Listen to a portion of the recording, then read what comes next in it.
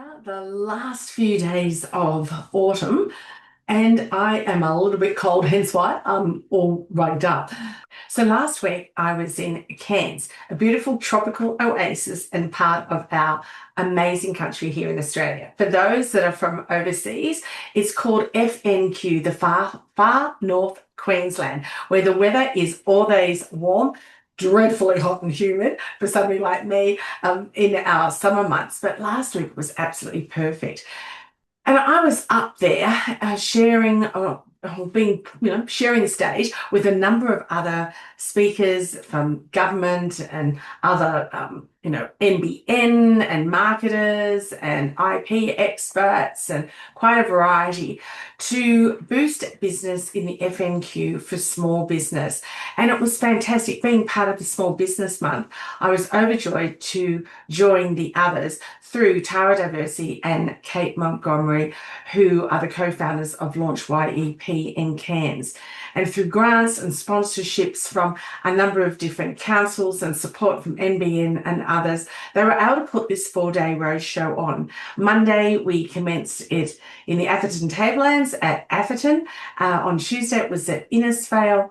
On Wednesday, we were at Mareeba, and Thursday in Port Douglas. And then we finished the week in Port Douglas as it was part of the Carnivale weekend. And on that Friday, there was the longest lunch where we attended to raise money for children in need, particularly for those in FNQ. For any hospitalisation, they need to go to the big cities, whether it be Brisbane or further south down to Sydney. And so those expenses add up not only for the child's medical bills, but also for the family for accommodation and other expenses. And so on that luncheon, they raised over $18,000. So it was a beautiful way to end a fantastic week where we presented to 97 different small business owners. And, it's a lot to take a whole day out of your business. But what it did for me was really take me back to my early days when I first started Optimum Operating Procedures and Service back in 1994.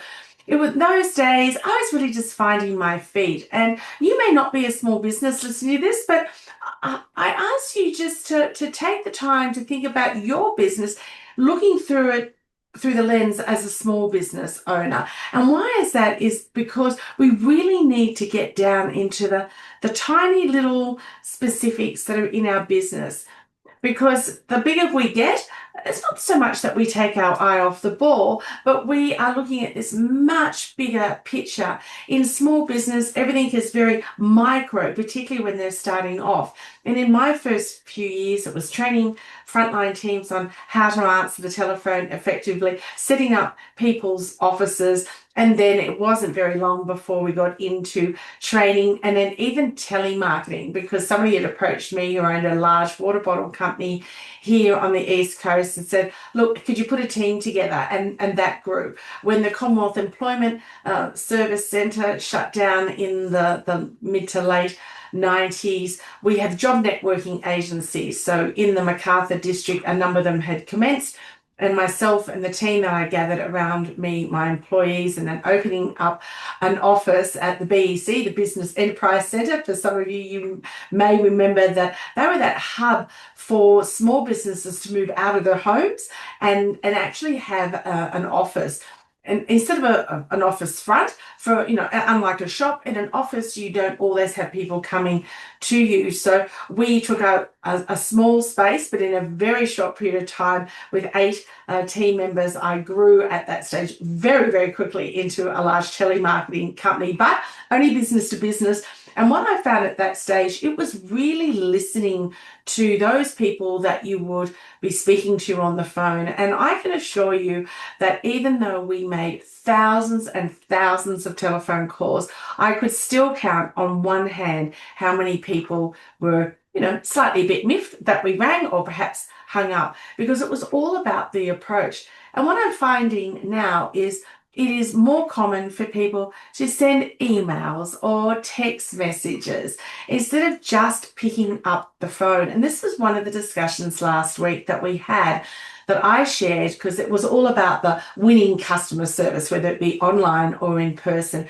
how important it is to get back to those basics. Snail mail, which I'll talk about shortly, as well as the telephone. And I know for some people it's, oh my goodness, I don't want to bother them. I don't want to interrupt them with their day. So that's where having a warm call makes that interaction perhaps that little bit easier for you. And when we talk about a warm call, it is actually you've had a client, and the biggest thing is, I love, we always like to say, oh, ask for a testimonial, but also ask them, particularly if they've said to you, I've really enjoyed the training and their team has, or we've really enjoyed your product or your service.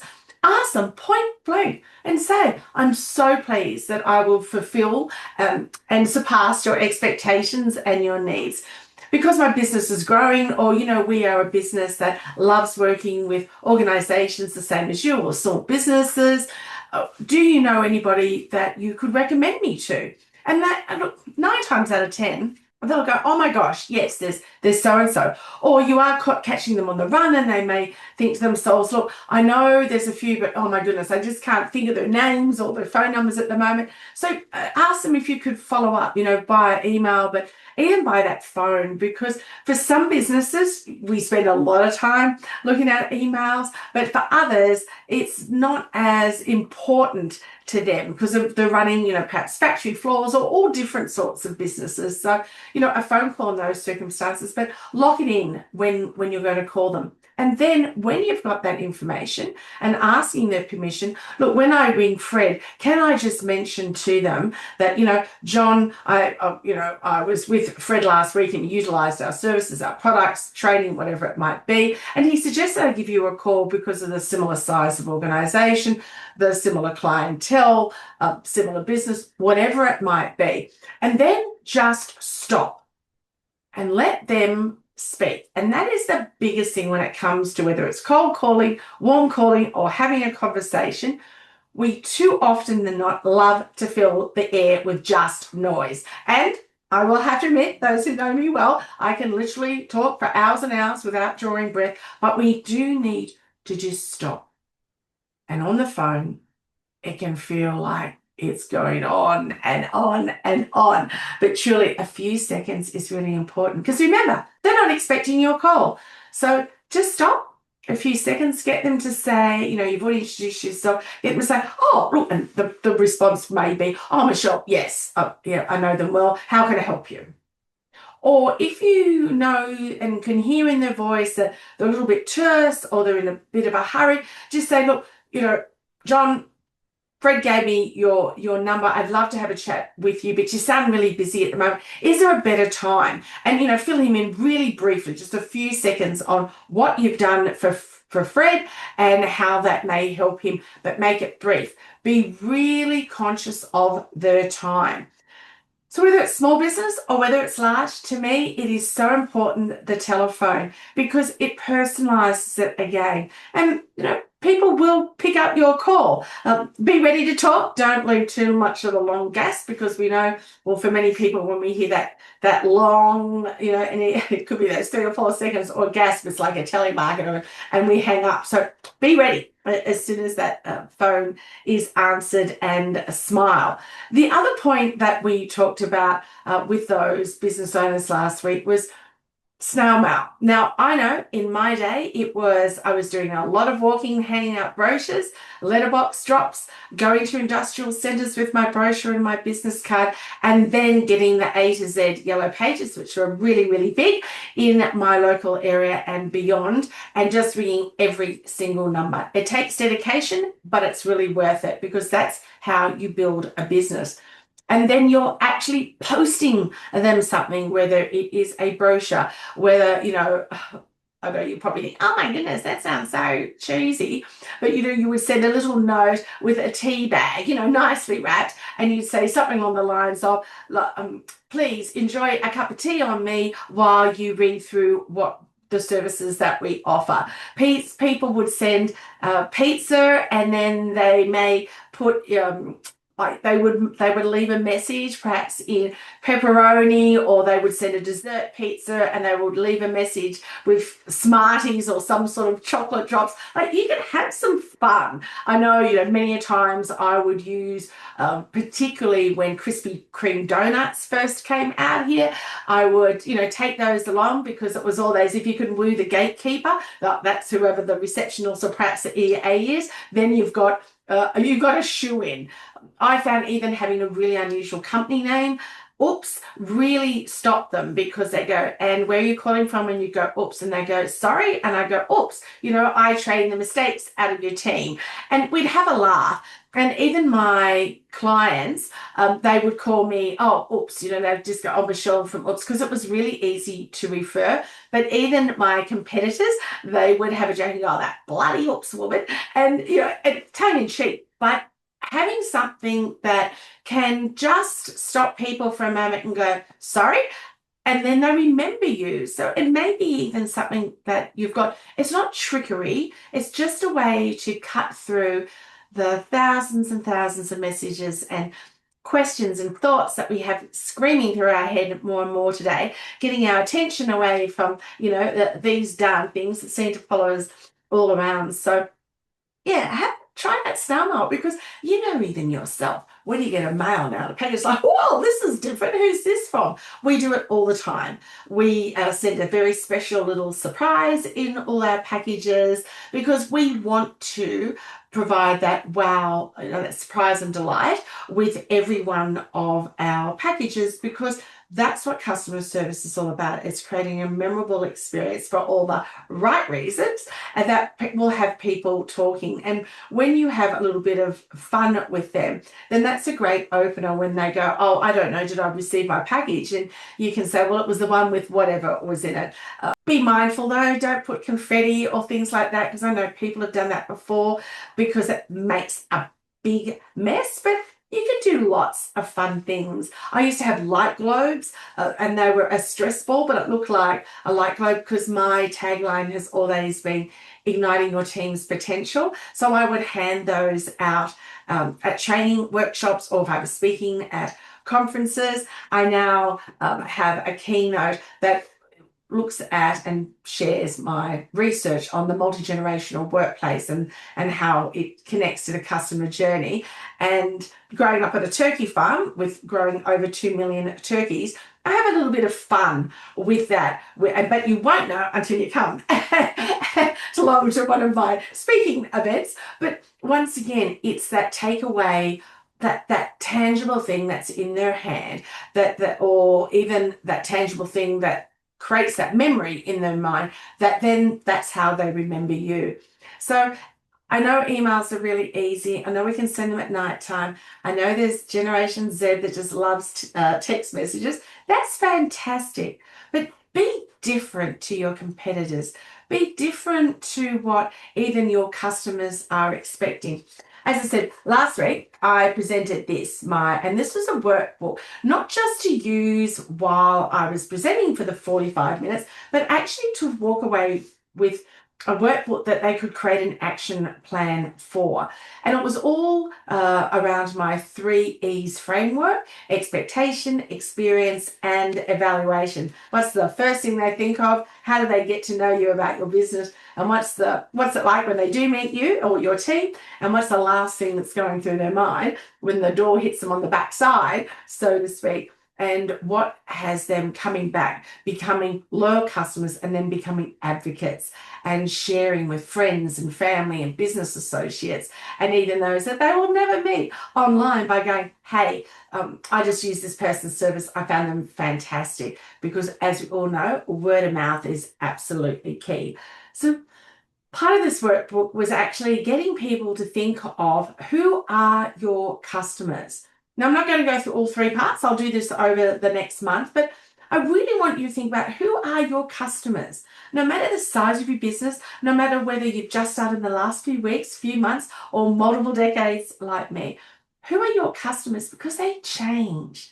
Now, my customers have certainly changed from my early days. I was working with small businesses. I was doing a lot of work with Department of State and Regional Development here in New South Wales with the government. mentoring other people in business that were either starting up and were looking for somebody who already had an established business. I worked with the workplace agencies in assisting them finding employees. So I was connecting employers and employees. I ran one of the first pilot programs of the NICE program here in New South Wales, which is across all of Australia, which is the new enterprise incentive scheme. But I have heard it's been rebranded. It's still out there. One of the things, before I keep going on, you must connect with your small business commissioner. Each state and territory has one. We had the most amazing speaker, who is Dominic Lamb, who is the Queensland Small Business Commissioner. This is not Small Business Minister. This is a totally separate department again. Commissioner. Blew me away listening to her each day, sharing with each of these organisations and small businesses about red tape. What were the red tape that was concerning them? What was perhaps some solutions they have? But sharing stories, how they really help small businesses. So I really, ask you to look at your small business commissioner.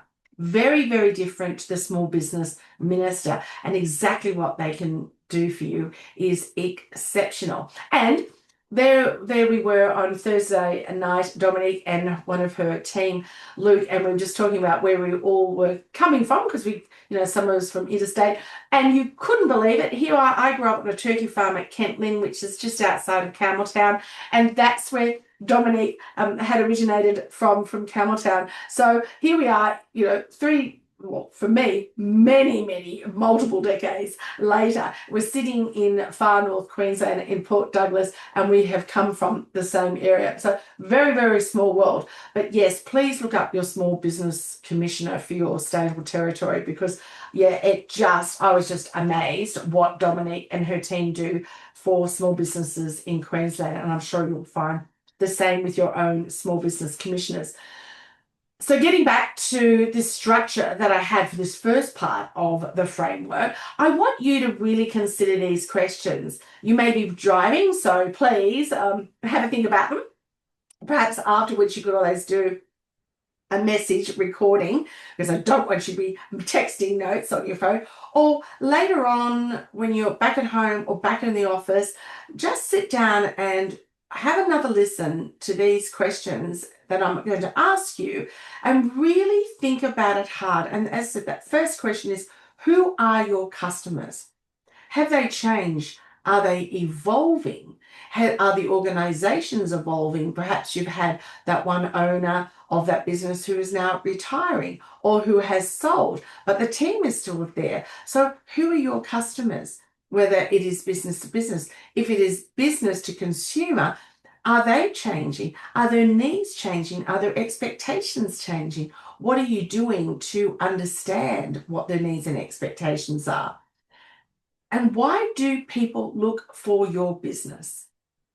Because as lovely as it is to think that we're the only business globally that provides the service, the facility, the offering, whatever it might be, you have been at one point, but then along come people who go, I could do that, and they copy. But I don't see that as a bad thing, because sometimes they could be in a different part of the world, a different part of the state, but we all put our own special touch onto things. There are lots of trainers who train in customer service. I know that, but I have my special way of training. I have my stories that I share. I have my expertise that I share, and I have the expertise in the research from my own company from 3 decades. So we are all very, very different. So I want you to be thinking, why do people look for your business?